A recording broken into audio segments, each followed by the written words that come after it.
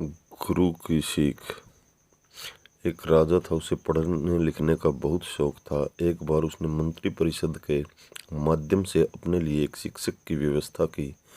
शिक्षक राजा को पढ़ाने के लिए आने लगा। राजा को शिक्षा ग्रहण करते हुए कई महीने बीत गए, मगर राजा को कोई लाभ नहीं हुआ। गुरु तो रोज खूब मेहनत करते थे, परंतु राजा को उस शिक्षा का कोई फायदा नहीं हो रहा था। राजा बड़ा परेशान। गुरु की प्रतिभा और योग्यता पर सवाल उठाना भी गलत था, क्योंकि वो एक बहुत ही प्रसिद्ध और योग्य गुरु थे। आखिर में एक दिन रानी ने राजा को सलाह दी कि राजन, आप इस सवाल का जवाब गुरु जी से ही पूछ कर देखिए। राजा ने एक दिन हिम्मत करके गुरु जी के सामने अपनी जिज्ञासा रखी। हे गुरुवर, क्षमा कीजिएगा, मैं कई महीने से आपसे शिक्षा ग्रहण कर रहा हूँ, पर मुझे इसका कोई लाभ नहीं हो रहा है। ऐसा क्यों है? गुरुजी ने बड़े ही शांत स्वर में जवाब दिया, राजन, इसका कारण बहुत ही सीधा सा है। गुरुवर, कृपा करके आप शीघ्र इस प्रश्न का उत्तर दीजिए। राजा ने विनती की। गुरुजी ने कहा, राजन, बात बहुत छोटी है, परंतु आप अपने बड़े होने के अहंकार के कारण इसे समझ नहीं पा रहे हैं और परेशान और दुखी हैं। माना कि आप एक बहुत बड़े राजा हैं, आप हर दृष्टि से मुझसे पद और प्रतिष्ठा में बड़े हैं, परंतु यहाँ पर आपका और मेरा रिश्ता एक गुरु और शिष्य का है।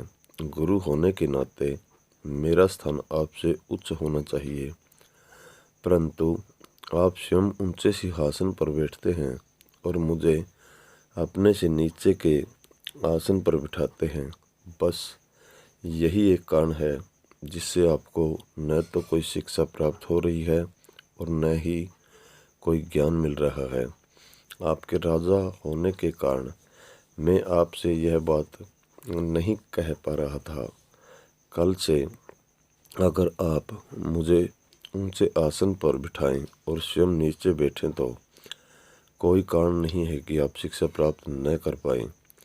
राजा की समझ में सारी बात आ गई और उसने तुरंत अपनी गलती को स्वीकारा और गुरुवर से उच्च शिक्षा प्राप्त की। मित्रों, इस छोटी सी कहानी का सार यह है कि हम रिश्ते नाते, पद या धन वैभव किसी में भी कितने ही बड़े क्यों न हों, हम अगर अपने गुरु को उसका उचित स्थान नहीं देते हैं तो हमारा भला होना मुश्किल है।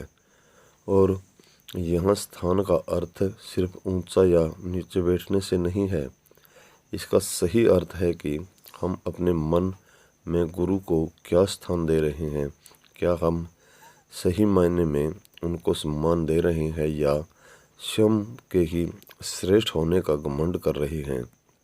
अगर हम अपने गुरु या शिक्षक के प्रति हे भावना रखेंगे तो हमें उनकी योग्यताओं एवं अच्छाइयों का कोई लाभ नहीं मिलने वाला, और अगर हम उनका आदर करेंगे, उन्हें महत्व देंगे तो उनका आशीर्वाद हमें सहज ही प्राप्त होगा। तो दोस्तों, ऐसी ही कहानियाँ सुनने व देखने के लिए आपसे एक छोटी सी विनती है।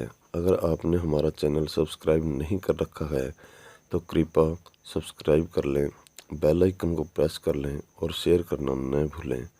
धन्यवाद दोस्तों। जय हिंद।